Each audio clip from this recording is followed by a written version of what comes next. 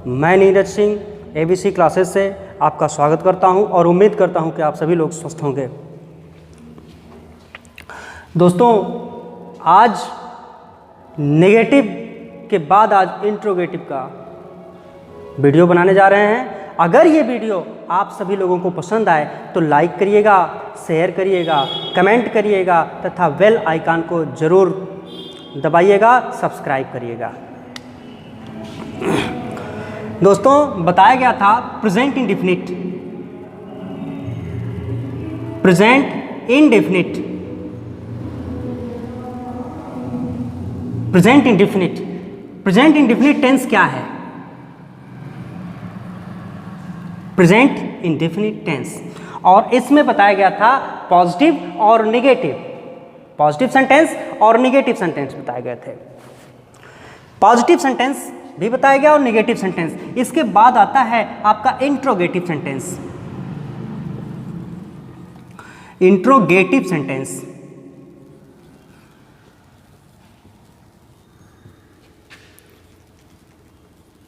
Interrogative sentence यानी प्रश्नवाचक वाक्य। प्रश्नवाचक वाक्य जिनके माध्यम से हम प्रश्न पूछने का काम करते हैं, उन्हें हम प्रश्नवाचक वाक्य कहते हैं। जिनसे हम प्रश्न पूछने का काम करते हैं उन्हें हम प्रश्नवाचक वाक्य बोलते हैं।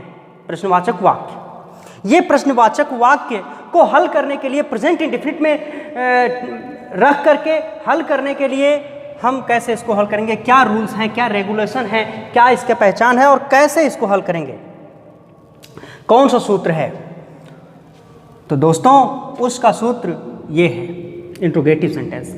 इंट्रोगेटिव सेंटेंस आपके थोड़ा सा जानकारी के लिए ये दे दूं कि इंट्रोगेटिव सेंटेंस दो तरीके के होते हैं। एक तो ऐसे इंट्रोगेटिव सेंटेंस होते हैं कि जो एक शब्द यस या नो में, या तो यस या तो नो में जिसका आंसर आ सकता है, और दूसरा वे होते हैं जिनका पूरा का पूरा विवरण दिया जाता है, पूरा का पूरा लाइन जिसके उत्तर में खर्च होता है। वो सभी इंट्रोगेटिव सेंटेंस, ये दो तरीके के इंट्रोगेटिव सेंटेंस। तो दोस्तों, एक तो होता है इंट्रोगेटिव सेंटेंस क्या से शुरू होने वाले। हिंदी में ये क्या से शुरू होते हैं, हिंदी में ये क्या से शुरू होते हैं, जिनका अनुवाद करते समय अंग्रेजी में हम लोग पहले हेल्पिंग वर्ब का प्रयोग करते हैं। तो दोस्तों, क्या से शुरू होने वाले, क्या से शुरू होने वाले प्रश्नवाचक वाक्य, प्रश्नवाचक वाक्य, क्या से शुरू होने वाले प्रश्नवाचक वाक्य, ये हिंदी में क्या से शुरू होते हैं। जैसे क्या वह घर जाता है, क्या वह घर जाता है, क्या वह घर जाता है, इस तरह का। क्या वह घर से आता है, क्या वह खाना खाता है, इस तरह से ये सेंटेंस हुआ करते हैं। इसका सीक्वेंस, इसका जो सूत्र है, हल करने का जो सूत्र है वो है सबसे पहले helping verb, H for helping, V for verb. Helping verb, तो हेल्पिंग वर्ब क्या होगा?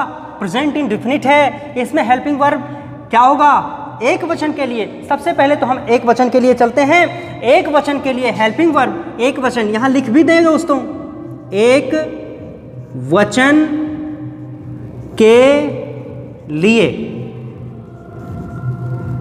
एक वचन के लिए, एक वचन के लिए हम करते हैं सबसे पहले डज का प्रयोग, DOES, does plus subject, subject plus verb का, और सब्जेक्ट कौन सा? Subject singular number, yes for singular number, और प्लस वर्ब का फर्स्ट फॉर्म प्लस ऑब्जेक्ट का प्रयोग कर देंगे हम,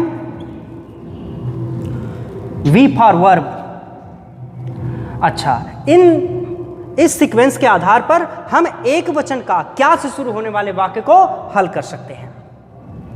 देखते हैं, इसके अनुसार रखते हैं, क्या वह घर जाता है एक वचन है, अकेला है, वह, ही, वह के श्रेणी में ही, यानी एक वचन की श्रेणी में एक वचन, वह एक वचन है तो एक वचन की श्रेणी में ही, सी, इट, etc बहुत सारे शब्द ऐसे आते हैं। नाउन, कोई भी नाउन हुआ तो वो भी इसी श्रेणी में रखा जाता है। अकेला अगर नाउन है तो इसी श्रेणी में रखा जाता है। तो नाउन अगर अकेला है तो वो इसी श्रेणी में रखा जाएगा। लेकिन प्रोनाउन में यही दो तीन प्रोनाउन हैं जिनके माध्यम से हम एक वचन की गणना करते हैं और एक वचन को हम जानते हैं। तो दोस्तों यहाँ हम क्या रखेंगे, सबसे पहले डज का प्रयोग तो यहाँ कहीं है, दिख नहीं रहा है। यहाँ तो हम हेल्पिंग वर्ब के रूप में रखेंगे DOES, डज, प्लस सब्जेक्ट के रूप में काम कौन सा, जाने का काम कौन सा हो रहा है, यहाँ तो काम जाने का हो रहा है।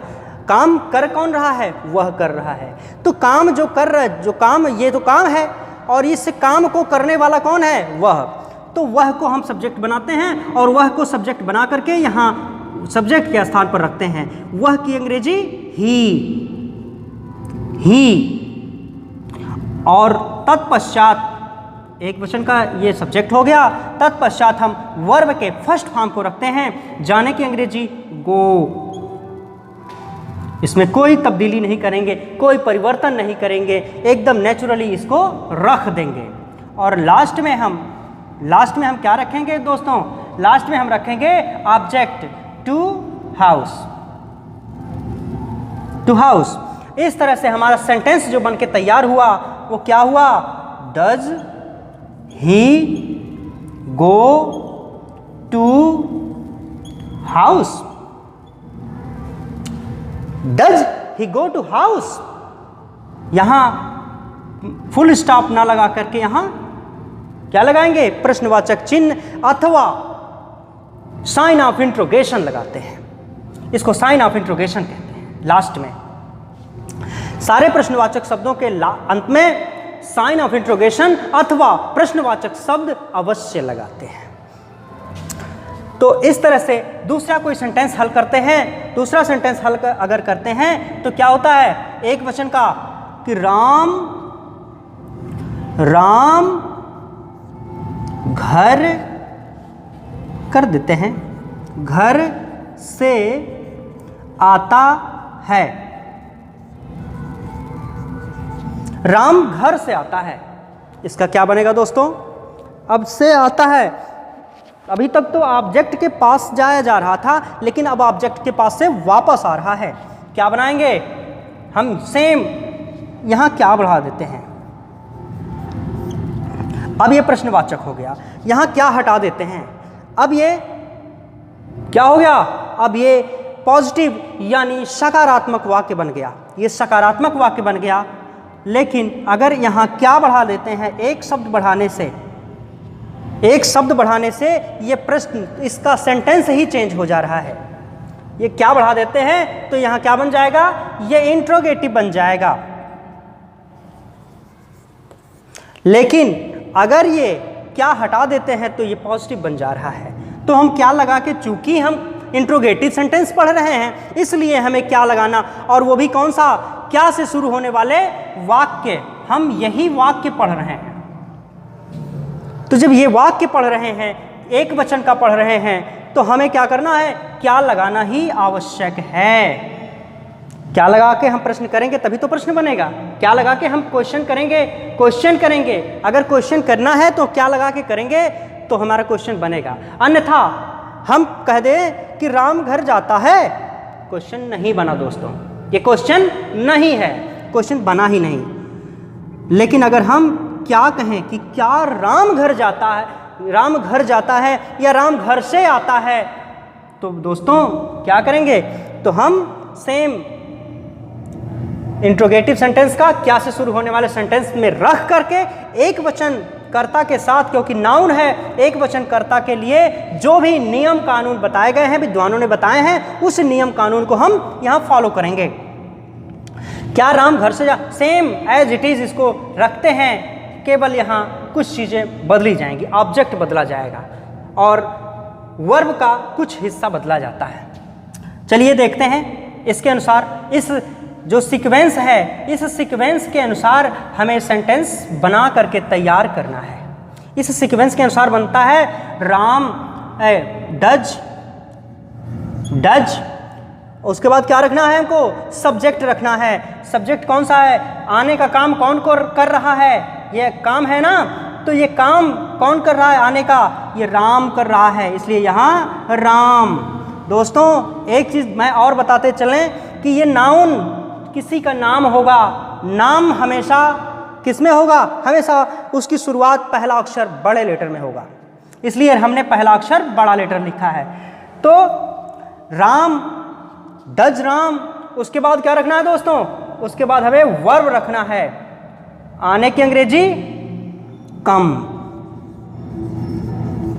नेचुरली उसी रूप में रखना है, ये कम फर्स्ट फॉर्म है। और तत्पश्चात क्या करते हैं, घर आता है, घर जा नहीं रहा है, ऐसा नहीं है कि घर जा रहा है, ये घर है, ये घर है और ये आदमी है, ये क्या कर रहा है, यहाँ से आ रहा है, यानी ऑब्जेक्ट से दूर हो रहा है। जब ऑब्जेक्ट से दूर होगा तो क्या होगा, तो वहाँ हम फ्रॉम का प्रयोग करेंगे। घर तो ऑलरेडी लिखेंगे ही, हाउस, और उससे पहले हम कनेक्टिंग वर्ड के रूप में फ्रॉम का प्रयोग कर देंगे। इस तरह से ये सेंटेंस हल किया जाएगा दोस्तों। अब सेंटेंस बनके क्या तैयार हुआ, does Ram come from house, क्या राम घर से आता है, क्या राम घर से आता है, ये एक वचन का बनके तैयार हुआ दोस्तों। इसके बाद हम बहुवचन का सेंटेंस बनाने जा रहे हैं। बहुवचन के सेंटेंस में होता क्या है, इस जैसा कि हमने बताया था, एक वचन के साथ डज और बहुवचन के साथ डू का प्रयोग किया जाता है। यहाँ एक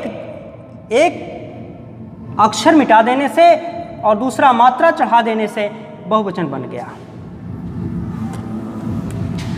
क्या वे घर जाते हैं, दोस्तों ये बहुवचन का बन गया, ये बहुवचन का बन गया।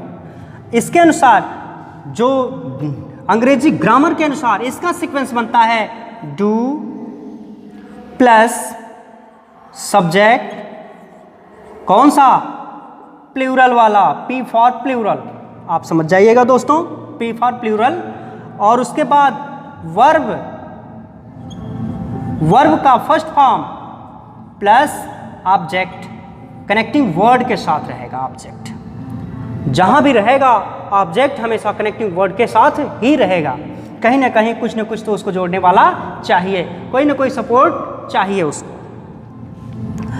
अतः इसके अनुसार अगर हम हल करते हैं तो यहाँ क्या होगा, डू का हम डू लिखते हैं, और वे यहाँ काम कौन कर रहा है, जाने का काम हो रहा है, कर कौन रहा है जाने का काम, जाने का काम कर रहा है वे की अंग्रेजी दे, और उसके बाद सब्जेक्ट हो गया, फिर वर्ब हो गया, वर्ब क्या है यहाँ, जाना है, काम कौन सा हो रहा है, जाना, यानी गो, प्लस ऑब्जेक्ट। अच्छा, अब यहाँ पिछले सेंटेंस में देखा था आपने दोस्तों कि वो ऑब्जेक्ट के पास से आ रहा था, लेकिन अभी दोस्तों ये क्या कर रहा है, अब ऑब्जेक्ट के पास ये जा रहा है, ये ऑब्जेक्ट के पास देखिए जा रहा है, तो अब ऑब्जेक्ट के पास जब जा रहा है तो वहाँ हम टू का प्रयोग करते हुए ऑब्जेक्ट को जोड़ेंगे, हाउस।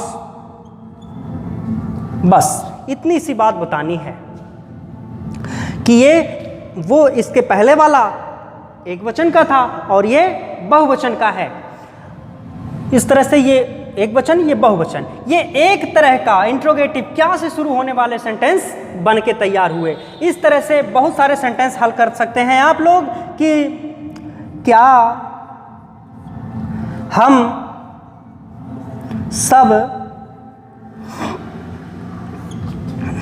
सब खाना खाते हैं या स्कूल जाते हैं, किताब पढ़ते हैं। दोस्तों ये किताब पढ़ने वाली बात कर देते हैं। हम सब किताब पढ़ते हैं। क्या हम सब किताब पढ़ते हैं? इसको कैसे हल करेंगे दोस्तों? सेम एज इट इज, यही नियम, इसी नियम के आधार पर, इसी स्ट्रक्चर के आधार पर हम उसको हल करेंगे। इसी स्ट्रक्चर के आधार पर हम हल करेंगे। इस स्ट्रक्चर के अनुसार हो क्या रहा है चलिए बनाते हैं। इसको हम सूत्र पर फिट करते हैं, देखते हैं फिट होता है कि नहीं होता है, और फिट होता है तो कैसे होता है देखते हैं। क्या हम यानी डू का प्रयोग हम करेंगे ही करेंगे, चूंकि सबसे पहले है डू प्लस इसके बाद क्या रखेंगे? सब्जेक्ट रखेंगे। सब्जेक्ट इसमें कौन सा है? काम कौन सा हो रहा है? पढ़ने का काम हो रहा है, न कि किताब वाला काम हो रहा है। किताब काम नहीं है दोस्तों, किताब काम नहीं होता। घर काम नहीं होता, घर पे जाना काम होता है, घर से आना काम होता है। किताब काम नहीं होता, किताब पढ़ना काम होता है, किताब पर लिखना काम होता है, कॉपी पर लिखना काम होता है, कॉपी पर पढ़ना काम होता है, लेकिन किताब काम नहीं होता। तो ये डू दे सब्जेक्ट हमने रख दिया प्लूरल वाला, और प्लस वर्ब का फर्स्ट फॉर्म। वर्ब का फर्स्ट फॉर्म क्या होगा? पढ़ने की अंग्रेजी रीड, पढ़ने की अंग्रेजी रीड। अच्छा, अभी तक आपने दोस्तों पढ़ा है कि ऑब्जेक्ट के पास या तो जाया जा रहा है या तो ऑब्जेक्ट के पास से आया जा रहा है, लेकिन अब दोस्तों यहां देख लीजिए, ना ऑब्जेक्ट के पास जाया जा रहा है ना ऑब्जेक्ट के पास से आया जा रहा है, बल्कि ऑब्जेक्ट को बताया जा रहा है। दोस्तों अब यहां देखते हैं, ये ऑब्जेक्ट को बताया जा रहा है। किताब की अंग्रेजी बुक, किताब की अंग्रेजी बुक। बुक को किस कनेक्टिंग वर्ड के साथ जोड़ेंगे दोस्तों? आपके जानकारी के लिए फिर एक दूसरी चीज आर्टिकल्स बताते हैं। अगर काउंटेबल नाउन जिनको गिनी जाए, तो पुस्तक का नाम पहली बार आया है, पुस्तक का नाम यहाँ पहली बार आया है, किताब का नाम पहली बार आया है, तो यहाँ हम ए अथवा एन का प्रयोग कर देते हैं। लेकिन दोबारा अगर आता है तो फिर दी का प्रयोग करते हैं। चूंकि यहाँ एन के लिए ये बुक का पहला अक्षर वॉवेल होना चाहिए, तब वो एन हो जाता, दोबारा भी जहाँ लगता वहाँ भी एन ही लगता। लेकिन यहाँ पहला अक्षर वॉवेल नहीं है, कॉन्सोनेंट है। कॉन्सोनेंट जहाँ हो वहाँ पहला अक्षर और काउंटेबल नाउन भी हो, तो वहाँ पहली बार इस्तेमाल होने पर, पहली बार प्रयोग होने पर ए लगेगा, तो दोबारा प्रयोग होने पर या दोबारा एक बार प्रयोग के बाद कई बार प्रयोग हो जाए तब भी वो दी का प्रयोग होता है वहाँ। तो यहाँ दोस्तों क्या प्रयोग करेंगे? ए का प्रयोग कर लेंगे, यहाँ ए का प्रयोग कर लेंगे। तो do they read a book, इस तरह से हम इसको हल करेंगे। दूसरा सेंटेंस दोस्तों, इंट्रोगेटिव सेंटेंस। एक तो ये क्या से शुरू होने वाला था, नोट कर लीजिए, और इसके बाद एक दूसरा सेंटेंस जो सामान्य तौर से प्रश्नवाचक, हाँ दूसरा, इसके बाद जो इंट्रोगेटिव का दूसरा पार्ट है, सामान्य प्रश्नवाचक की श्रेणी में हम रखते हैं। सामान्य प्रश्नवाचक सामान्यतः जिनसे प्रश्न पूछा जाता है, तुम कहाँ जा रहे हो, तुम कैसे जा रहे हो, वे काम क्यों कर रहा है, वह कहाँ जा रहा है, कैसे आ रहा है, तुम क्या खा रहे हो, तो क्या, क्यों, कब, कैसे, ये सारे शब्द अगर किसी सेंटेंस में लगा हुआ हो तो ऐसे सेंटेंस को हम क्या करेंगे? सामान्य प्रश्नवाचक हम बोलेंगे। और सामान्य प्रश्नवाचक शब्द, सामान्य प्रश्नवाचक वाक्य के बारे में अगले वीडियो में आपसे चर्चा होगी। ये वीडियो आपको अगर अच्छी लगी हो तो आप लाइक करें, कमेंट करें, शेयर करें और सब्सक्राइब करें। आपका धन्यवाद। मैं नीरज सिंह।